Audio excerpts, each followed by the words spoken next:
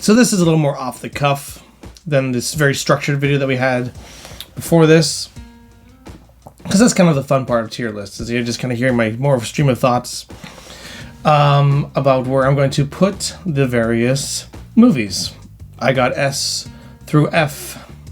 It says E, but I'm going to skip E and just go to F. I think after D, like it's just kind of like school grades, right? Only S is, I guess, A+. We all got to start somewhere. So let's start at the beginning with Man of Steel. Now, Man of Steel, again, is not a perfect film. One thing I should note is that this is all graded sort of as the tier list within the context of the DCEU. So what is an S in the DCEU is not necessarily what an S would be in the Marvel Cinematic Universe. So just keep that in mind. Let's start at the beginning with Man of Steel. So, Man of Steel, not a perfect movie, a little dark. There's some things in there that really do bother people. I don't know if he had to kill Zod at the end. That does seem like a bit of a betrayal to the character. It's not a deal breaker for me, although him not saving his dad is a little bit dubious. The movie is what it is, and that's a very more dark, gritty, grounded take on Superman. One thing that it does feel very big. It feels epic. So like it's very good at doing that. But sometimes it does feel a little too like messy. Like it's too much. One thing that Man of Steel, this is the one thing that it definitely has going for it, is Zod. Michael Shannon's Zod is great. One criticism toward the Marvel Cinematic Universe for sure, and valid criticism, is that the villains, apart from some exceptions, are not super memorable. But the villain in Man of Steel is one of the all-timers for superhero movies, in my opinion. Henry Cavill's pretty good. Amy Adams always looks like she's about to cry. I don't know why. I'm going to put Man of Steel into the B category. I think it's a decent start. Not the best Superman movie, but a good Superman movie. A decent Superman movie. I just still can't get over the fact that the next movie is the crossover. That's just mad to me. So I don't hate Batman v Superman, but I just can't get over the fact that it's just where it is in the timeline. It definitely lacks a villain as good as Zod. I was about to call him Michael Cera.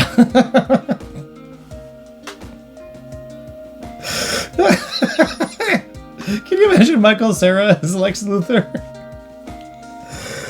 Oh man, Jesse Eisenberg as Lex Luthor. He's just a little bit too like, ooh, my personality's too big. I don't know if I was really feeling this version of Lex. The biggest flaw is just this movie isn't where it's supposed to be, as far as like where cinematic universes are. It's just not there. But I don't hate it as much as some people do. I do think that I mentioned before, the events in Metropolis from the ground view, when Zod was attacking, that's how the movie opens, from Bruce Wayne's point of view in Metropolis, and that is a great scene, and it really shows the consequences of what was going on in Man of Steel. So that to me really worked. I'm gonna give it a C. Maybe some people won't agree with me on that one. Maybe they think it deserves worse, but I'm gonna give it a C. Oh, the Suicide Squad. Oh my God, the Suicide Squad. With the Suicide Squad, there are things to like. I think introducing Margot Robbie as Harley Quinn, good choice. For the most part, the actors do good work. The actors are good. There's a lot of stuff that doesn't feel earned at the end, like Diablo going I don't want to lose another family. I'm like, you guys just met. They're not your family. It's not like you've had years together like the Fast and Furious gang. But whatever. They're just trying to streamline a narrative. But ultimately, there's something so unfulfilling about the Suicide Squad, and that's the movie doesn't know what it wants to be. It doesn't understand what it already is, in that it's a movie that should be trying to say that when you overstep your power and authority, you begin to create your own problems. They try to capture, what is it, the Temptress? Enchantress. And utilize her power for their end needs. And in doing that, they create their own problem, their own catastrophic event that they need to fix. And the movie doesn't understand that that's what happened. It doesn't seem to, anyway. It doesn't really have anything to say about that. It's just sort of like, well, now we created this problem, now we gotta fix it. So it winds up coming across as just dumb and pointless. And I just remember leaving the film just so, like, annoyed at how stupid the movie felt. But baked right into its concept is this commentary about overstepping bounds and trying to be the most powerful one in the building, right? Great premise, threw it down the drain, just flushed it right down the toilet. I don't necessarily blame David Ayer. I think I know he's capable of making good movies, but they just did not give him enough time. At the very least, he should have stood up to them and said, like, look, I need more time for pre-production. I need more time to get the script where it needs to be. But, I don't know. Studios put on pressure. Will we ever see the Ayer cut? He has on himself a version of the movie that he says is way better. And I'm inclined to believe him. Will we ever see it? I highly doubt it. Not at this point. But I thought we'd never get the Snyder cut of the Justice League, so... Wonder Woman. I quite like Wonder Woman. I think it's just, from start to finish, a very well-focused movie.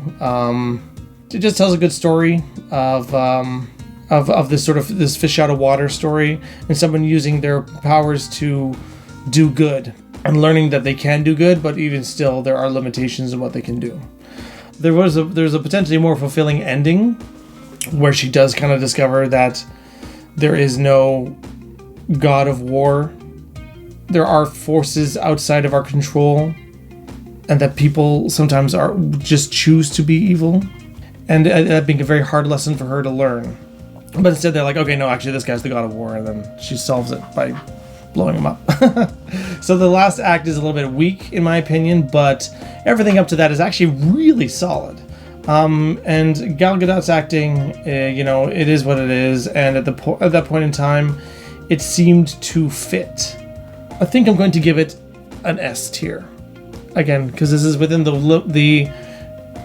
No, I'm going to give her an A, which is good. What is next? Oh, man, I can't believe they went with, right after that, they went straight to Justice League, didn't they? The fifth film in the franchise is the big team-up. And they leaned a little too hard into Wonder Woman here. Like there's this really strained dialogue between her and Cyborg. And she was all like, I too had a love once, and I lost him, and I'll never heal. And I'm like, lady, that was 100 years ago. That was in World War I. I mean, I get she's got a soft little heart and everything, but like you should have healed a little bit by now. Just a little. Again, there was huge problems that just plagued this movie, from the unfortunate tragedy of Zack Snyder's daughter. It was made by two incompatible filmmakers, frankly. Justice League is sort of the nickname of this one because of Joss Whedon. I gotta give it a D. It's just boring. I don't know. Like it just feels so flavorless and bad. Moving right along. Okay, moving right along, we got Aquaman. And Aquaman, there's a lot of cool things in Aquaman. Again, I really love the all the battle-y stuff in the world of Aquaman. It's so imaginative. All the underwater castles and just the visual element. Like, just so much work went into its production design. Like, really top tier, amazing work. Whoop! Hey kiddo. All right, we're going for hugs. Thanks, Charles. And Jason Momoa's good, and Amber Heard exists, and oh my god.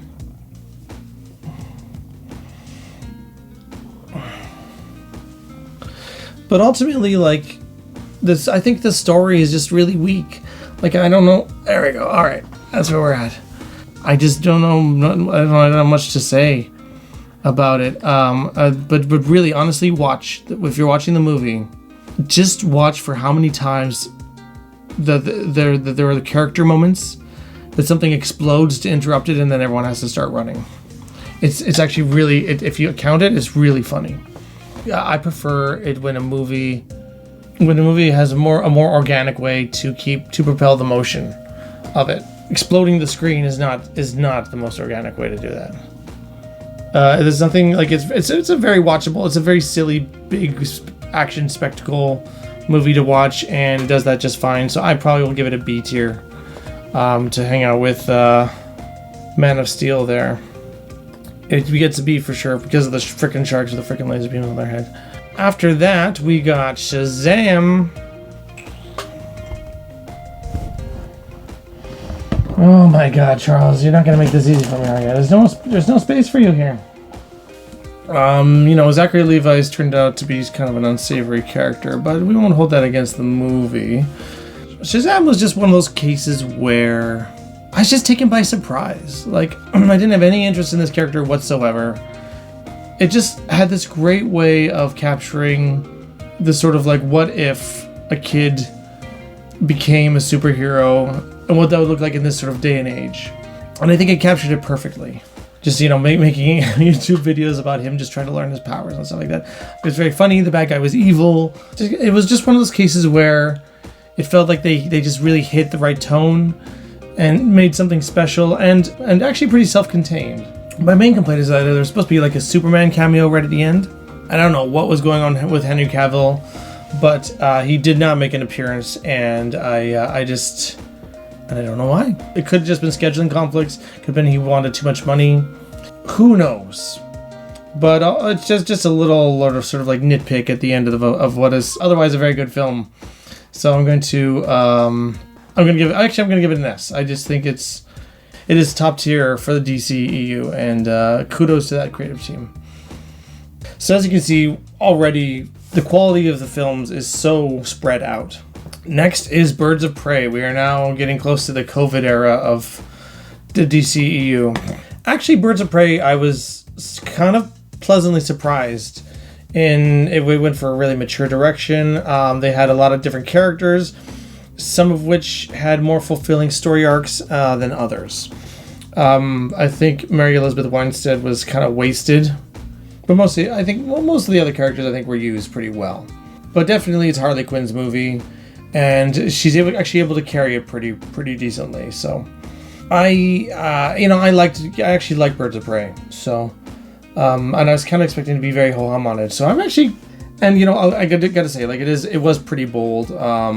Again, kind of the opposite of Justice League, and then it was not sanitized in any way. I'm gonna actually give it an A. I'm a little surprised by that myself, but I do feel like I just feel like I would watch it again more than I'd watch like Aquaman again. Next, so we are in the day and date releases era of the DCEU, where Warner Brothers was trying this strategy to release the films in theaters because theaters were just opening up again, but also give people the option to just stream it at home through HBO Max. And it was supposed to be really push people onto that platform. And I think it actually worked, but really at the cost, I think, at the box office potential of these films. But really, the companies were just trying to figure out what to do. So the first is Wonder Woman 1984. And I just, oh my God, this film is so stupid. It's like you slap a goofy wig on Pedro Pascal and he's some sort of like Donald Trump figure, but they didn't really know what they wanted to say with that. It's just like, well, it's a hot topic, Donald Trump. But what do you want to say? What do you want to say about Donald Trump? There's lots to say. And then suddenly her powers get to be just a little too silly, like her using her whip to sling across lightning. The whole story about this wish-fulfilling artifact was stupid enough as it was, but then suddenly there was this twist where if he was televising himself, then suddenly everybody who was watching could be granted wishes, and it made no sense. I just took something that was kind of metaphorical and decided to make it literal, Anyway, this movie sucks. I just and okay, and then at the end, it relies on Gal Gadot's very limited acting abilities, and she like looks into the camera and just like pleads to everyone. She's like, "You have to give up your wishes. It's the only way. You have to give up your wishes." And I don't know. And then everyone does. Every single person in the world gives up on their wishes because the world is falling apart. I don't know. That's the thing. It's so stupid. It's just such a stupid movie and I just don't understand how the people who made the first movie, the same director, not the same screenwriter, so maybe that's one of the big issues, except for Patty Jenkins. Like, it's like she just got mad with like ambition. I don't know. I not only would I never watch Wonder Woman 1984 again, I would like to unwatch it if that was a possibility. So yeah, that's F tier for sure, no hesitation. The Suicide Squad, again, I think they should have had a different name for it. It's just such a fun and crazy movie, and I like how James Gunn was totally willing to eject anything from the last film. You know, don't get too attached to those characters, except for some of the better characters who made their way into this one. Except no Will Smith. Oh, Charles. I have to handle this. 1 second. Buddy. So James Gunn is just really good at taking some of the more absurd comic book ideas that are out there and really taking them and just like not grounding them, but just almost making people accept them. He's like, you now, okay, like, it's like, this is the bar. This is where it's at. It is ridiculous. Roll with me, and we're gonna have a good time. And that is exactly what happened with the Suicide Squad. And so I'm gonna give it an S tier.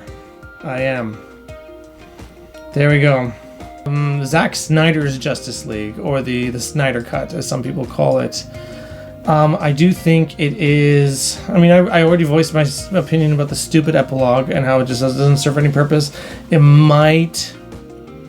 Okay, even if it did, even if there was going to be this final, another Justice League movie where, what's his name? Not Doomsday. I don't know, Big Hammer guy. Deathface. Even if he was going to be in the next movie, I still don't see the point of that epilogue. I still don't see how, like, narratively it like improves the film. But all in all, like, it is a much more consistent tone. I just think it's definitely more of a Zack Snyder movie. So if you don't like the sounds of that, you're not gonna like this movie. But I actually did like it, and I liked it a lot more than the original cut of the Justice League, even though it's a lot longer. But again, maybe not if you cut out that epilogue. Yeah, you know, it does have this really more big epic feel. I don't know, it worked for me. I didn't think it was like the best movie. I just, maybe I'm more just really impressed the fact that it was made. Like, it really is kind of an unprecedented thing that a studio is willing to go like, okay, you know what, let's give this another shot.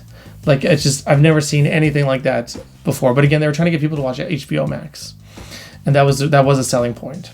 Honestly, congrats to Zack Snyder for getting that done. I think that you know, giving him that chance to make his movie ultimately is a good thing. Black Adam is next. This is one I actually watched in theaters. This one's pretty run-of-the-mill. It's fine. I think I actually like the Justice Society stuff better than the Black Adam stuff in it. Like, I don't know, I just like those characters. I thought I had a better time with them, and what I remember the most about the movie. The Rock does a good enough job in the role. It's just kind of strange that he wanted to, you know, it's just kind of left a Superman on an awkward note, where Henry Cavill comes in at the end. He's like, I'm watching you, Black Adam. Black Adam's like, well, I'm here and I'm in charge now, and I can kill people, and I don't know. There's that human character, the kid. I think he was really good, and he was like the kind of anchored the film, gave you a good POV character. So I'm gonna give it a C. Yeah, a C. Next is, now we're already on Shazam! Fury of the Gods, which is, I don't know, man. I don't know what to tell you. There's nothing terrible about this movie. No, that's not true. The romance stuff is not good. It just didn't have the magic. It just didn't have the magic of the first one. And you know, like, I guess I have issues when it comes to movies. A character sacrifices themselves at the end of it, and they die. And then the movie's just like, but then they don't die. And then it's like, hey, I'm alive again. I mean, I've seen times where that, you know, works, but this wasn't one of them. I don't know, just like, if you don't want your character to die, then don't kill them off. Right? I'm gonna give it a D. Then comes The Flash. The Flash and Shazam have such different problems. The Flash is just such a messy film in that it seems to change its direction constantly, and it's a little more like fan servicey. The fan service stuff just really bugs me. They're like ogling the Batmobile. I mean, yeah, I would ogle the Batmobile if I was there too, but it's just sort of like, then, you know, the idea of Chekhov's gun is that if you show a gun at the first act of your play, then obviously you're going to have to use it in the third act. That's the concept of it, is that you're making promises and then you fulfill them. And every little moment you have in your film is supposed to convey promises of what you're gonna do with the things you have in the movie. So when you showcase the Batmobile and you're like, whoa, look at the Batmobile, and then you never bring it in again, that is a promise unkept. And then all you see is that, that whole moment was just to make fans go like, oh my god, it's the Batmobile. Like, that was almost all of the Michael Keaton stuff. Like, this was just not the right movie to bring Michael Keaton back as Batman. As I said before, have him come in as elderly Batman in Batman Beyond. See? I don't see any plans for that. It definitely didn't happen in DCEU.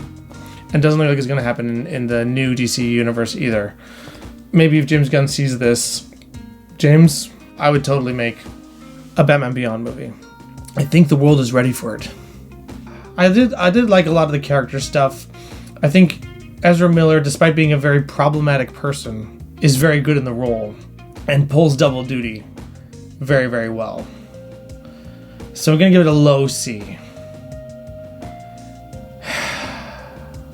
Yeah, I'm going to give it a low C. Okay, and here's why. Here's one of the things I love about this film. I just love that Supergirl. Hot, brunette, lesbian, Latino Supergirl. Sign me up. Sign me up. I want a movie of her. I was just so into her. But this movie totally underutilized her. But what I got, I liked. Blue Beatable. As I apparently mispronounced it in another list that I made. Alright, Blue Beetle is good. It's really good. I liked it. I think it was, he's just blue alien Iron Man, really. Especially, like, even in the design. Like, that's blue Iron Man, right? But the superhero stuff is the least interesting stuff I find in the movie. And I really like the family dynamic more than anything else. So that's what I'm really into. I just felt like it was a lot of fun, just all the characters. Yeah, that's really all I gotta say. Is actually Blue Beetle is pretty well worth watching, and one of the top. I'd give it an A. So it's not quite the top tier, but it is pretty darn close. Wow, are we almost done here? We are. Aquaman and the Lost City. Again, it's pretty comparable to the first Aquaman. It has all the same cool things going for it, and all of the things that are kind of bland about it. So, yeah, it's again, the story, I'm a little bit like, what was that about? I don't know. Big battles. You know, this is more of a movie where you enjoy the spectacle of it, because the actual story, there's not too much going on. I think if anything, what is nice about it, story-wise, is the brotherly reconciliation. That kind of hits home to me, because there's a brother I'm not talking to right now, and if he wanted to reconcile, I would be open for that. So even though in the first movie they were enemies, they managed to find enough common ground to put their differences aside and learn to cooperate again. So that's the aspect that I like the most about that film. But I gotta say, no sharks with frickin' laser beams attached to their heads, so that does mean that it's not as good as the first one. So I'm gonna put it in the C tier. Alright, and there we go. that is my tier list.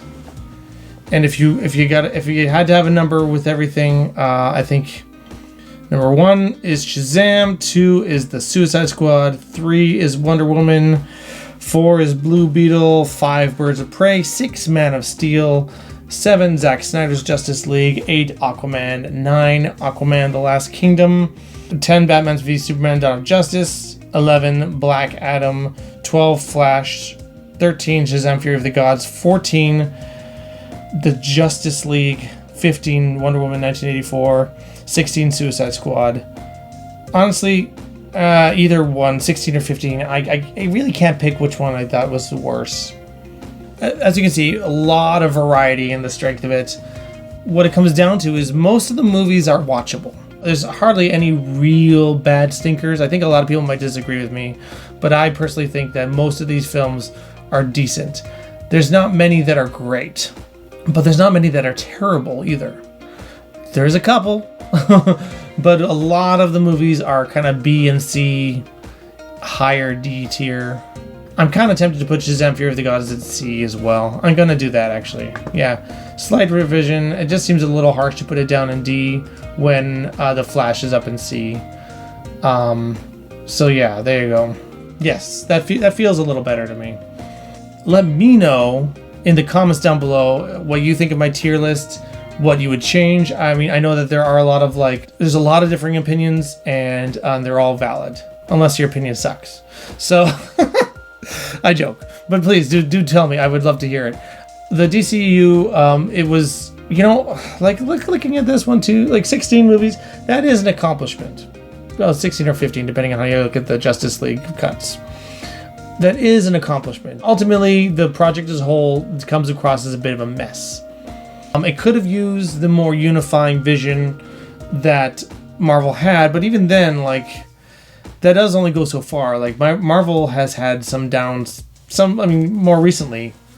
Basically, since post-Endgame, Marvel's track record has been a little bumpier. I'm a little more forgiving toward a lot of the films compared to some people as well. But there's no denying that there was sort of a peak in Marvel's quality. That peak is not as clear with this series. Thank you for watching my DCEU Post-Mortem. Feel free to, again, let me know in the comments down below. Give me some insight into what you think went wrong and what you think went right. Thanks so much for watching, everyone.